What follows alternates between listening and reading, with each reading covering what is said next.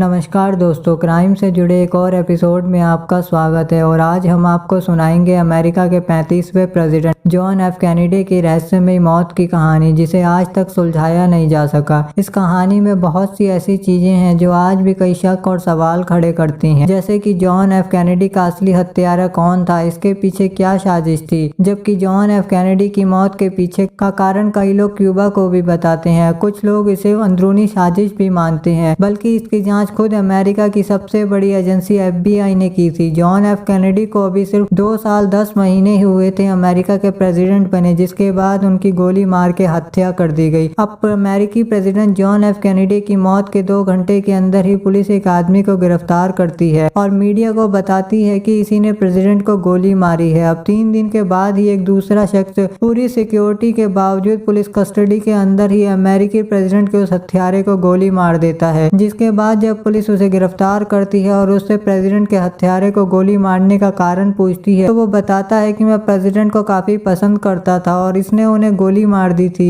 इसलिए मैंने इसे मार दिया। अब जब पुलिस इसे गिरफ्तार करती है तो कुछ दिन के बाद ही इसकी भी पुलिस कस्टडी में ही मौत हो जाती है, जिसके बाद ये पूरा केस काफी ज्यादा उलझ जाता है। नमस्कार दोस्तों, मैं अनूप सोनी स्वागत करता हूँ आपका आपके अपने चैनल अनबिलीवेबल क्राइम में। और आज मैं आपको सुनाऊंगा अमेरिका के 35वें प्रेसिडेंट जॉन एफ कैनेडी की मौत की कहानी। लेकिन उससे पहले अगर आप इस वीडियो पे पहली बार आए हो तो वीडियो को लाइक के साथ साथ चैनल को सब्सक्राइब और पेज को फॉलो जरूर कर ले। हमें आपके सपोर्ट की काफी जरूरत है, इसलिए प्लीज चैनल को सब्सक्राइब और पेज को फॉलो करके हमें सपोर्ट जरूर करें। इस कहानी की शुरुआत होती है 22 नवंबर 1963 अमेरिका के टेक्सास शहर दलास से। उन दिनों दलास शहर में काफी दंगे चल रहे थे, जिस वजह से जॉन एफ कैनेडी को वहां न जाने की सलाह दी जाती है। लेकिन उस सलाह को व्हाइट हाउस और सीक्रेट सर्विस ने ज्यादा सीरियस नहीं लिया, जिसके बाद अमेरिका के प्रेसिडेंट जॉन एफ कैनेडी 22 नवंबर 1963 को दोपहर 1 बजे अमेरिका के शहर डलास विजिट के लिए पहुंचते हैं। और अपने प्लेन से उतरने के बाद वो अपनी वाइफ और वहां के गवर्नर के साथ अपनी खुली छत वाली लेमोजिन कार में बैठ जाते हैं। जिसके बाद उनका एक रोड शो निकलता है और उस रोड शो में वो अपनी खुली छत वाली लेमोजिन कार में खड़े होकर लोगों का अभिवादन कर रहे होते हैं। और उसी दौरान उनके सिर में एक गोली आके लगती है और वो नीचे गिर पड़ते हैं, जिसके बाद उन्हें फौरन हॉस्पिटल पहुंचाया जाता है। वहीं हॉस्पिटल पहुंचने तक उनकी सांसें चल रही थी, लेकिन सर में गोली लगने की वजह से डॉक्टरों की लाख कोशिशों के बावजूद भी उन्हें बचाया नहीं जा पाता और उनकी मौत हो जाती है। और फिर प्रेसिडेंट की मौत के 2 घंटे के अंदर ही पुलिस वहां से कुछ दूरी पे एक 24 साल के शख्स को गिरफ्तार करती है गन के साथ, प्रेसिडेंट जॉन एफ कैनेडी पे गोली चलाने के जुर्म में। अब हॉस्पिटल में प्रेसिडेंट की मौत के बाद उन्हें वॉशिंगटन ले जाने की तैयारियां शुरू होती हैं। उधर अब प्रेसिडेंट की मौत के बाद वाइस प्रेसिडेंट को शपथ दिलाने की तैयारियां भी शुरू हो जाती हैं और वाइस प्रेसिडेंट को शपथ दिलाई जाती है। अब शपथ दिलाने के 3 दिन के बाद ही जब police president John F Kennedy की गोली चलाने वाले उस शख्स को पूरी सिक्योरिटी के साथ अपनी कस्टडी में उसे कोर्ट लेके जा रही होती है, तो उसी वक्त जैक रूबी नाम का एक शख्स आता है और सबके सामने उसे गोली मार देता है, जिसके बाद उस आरोपी की मौत हो जाती है। अब पुलिस जैक रूबी नाम के शख्स को गिरफ्तार करती है और उससे पूछताछ करती है कि तुमने लड़के को क्यों मारा। इस पे जैक रूबी कहता है कि मैं जॉन एफ कैनेडी को काफी पसंद करता था और इस लड़के ने उन्हें गोली मार दी और इस बात पे मुझे काफी गुस्सा आया, जिस वजह से मैंने इसे गोली मार दी। जिसके बाद अब पुलिस उसे गिरफ्तार कर लेती है, लेकिन गिरफ्तारी के कुछ दिन बाद ही इस शख्स की भी पुलिस कस्टडी में ही मौत हो जाती है और पुलिस बताती है कि इस शख्स ने सुसाइड कर लिया है। जिसके बाद ये केस पुलिस से लेके FBI को सौंप दिया जाता है और फिर FBI इस केस की जांच करती है और इस जांच के दौरान ही कई सवाल खड़े होते हैं जो कि किसी साजिश की तरफ इशारा करते हैं। जैसे कि जब पहले से पता था कि दलास में दंगे हो रहे हैं और वहां पे प्रेसिडेंट के ना जाने की सलाह दी गई थी, तो व्हाइट हाउस और सीक्रेट सर्विस ने इस बात पे ध्यान क्यों नहीं दिया और व्हाइट हाउस ने प्रेसिडेंट को वहां क्यों जाने दिया और उस दंगे वाले शहर में रोड शो निकालने की परमिशन क्यों दी गई। उसके बाद उन्हें बिना छत वाली कार में जाने की परमिशन क्यों दी गई। गोली आगे से चली या पीछे से, इस बात का कोई पुख्ता सबूत क्यों नहीं है। गोली गवर्नर के लिए चली थी या प्रेसिडेंट के लिए चली थी। गोली चलने के बाद जो ब्लड उस कार में गिरा था उसे इतनी जल्दी साफ करने की क्या जरूरत थी। बॉडी को उसी हॉस्पिटल में पोस्टमार्टम क्यों नहीं करवाया गया और बॉडी को वॉशिंगटन ले जाने की इतनी जल्दी क्या थी। गोली लगने के 2 घंटे के अंदर ही इतनी जल्दी वाइस प्रेसिडेंट को शपथ दिलाने की इतनी जल्दी क्या थी और वाइस प्रेसिडेंट ने ऐसा क्यों किया कि जब तक उन्हें एयरफोर्स बेस में शपथ नहीं दिलाई गई उन्होंने एयरफोर्स 1 को डलास से वाशिंगटन जॉन एफ कैनेडी की डेड बॉडी को लेके क्यों नहीं उड़ने दिया। जिस शख्स ऑसवाल्ड को पुलिस ने गिरफ्तार किया था वो अकेला नहीं था, इसके पीछे और भी कई जने थे, क्योंकि कोई शख्स यूं ही प्रेसिडेंट पे गोली नहीं चला सकता। वो लोग कभी पकड़े क्यों नहीं गए, उसके बाद पुलिस कस्टडी के बीच सबके सामने कोई तीसरा बंदा उसे गोली क्यों मारेगा, और अगर मारी भी तो वो खुद कैसे मर गया। इन सब सवालों के जवाब पुख्ता तौर पे कभी भी दुनिया के सामने ही नहीं आए। कई बार यह भी कहा गया कि इसमें क्यूबा का हाथ है, क्योंकि उस वक्त अमेरिका की क्यूबा से लड़ाई भी चल रही थी, मगर किसी भी तरह का कोई सबूत कभी सामने ही नहीं आया, और इस वजह से अमेरिका के प्रेसिडेंट जॉन एफ कैनेडी की मौत का सच कभी भी दुनिया के सामने ही नहीं आ सका, और जॉन एफ कैनेडी की मौत एक मिस्ट्री बन के रह गई जिसे आज तक सुलझाया ही नहीं जा सका। दोस्तों जरा सोच के देखिए कितनी हैरानी की बात है, अमेरिका के एक प्रेसिडेंट की मौत हो जाती है और वो भी सबके सामने, लेकिन पुलिस सिर्फ 2 जनों को पकड़ के ये कह देती है कि उन्होंने ही प्रेसिडेंट को मारा है और इस केस को खत्म कर देती है। और दुनिया के सबसे टॉप क्लास FBI प्रेसिडेंट की मौत के केस की जांच करती है और जरा सा भी सच का पता नहीं लगा पाती। बहुत हैरानी की बात है। दोस्तों अगर आपको ये वीडियो जरा सी भी पसंद आई हो तो चैनल को सब्सक्राइब और पेज को फॉलो जरूर कर ले। हमें आपके सपोर्ट की काफी जरूरत है, इसलिए प्लीज हमारी फैमिली का हिस्सा बन के हमें सपोर्ट जरूर करें। मिलते हैं एक और ऐसे ही सच्ची घटना के साथ, और वीडियो में अंत तक बने रहने के लिए आपका तहे दिल से धन्यवाद।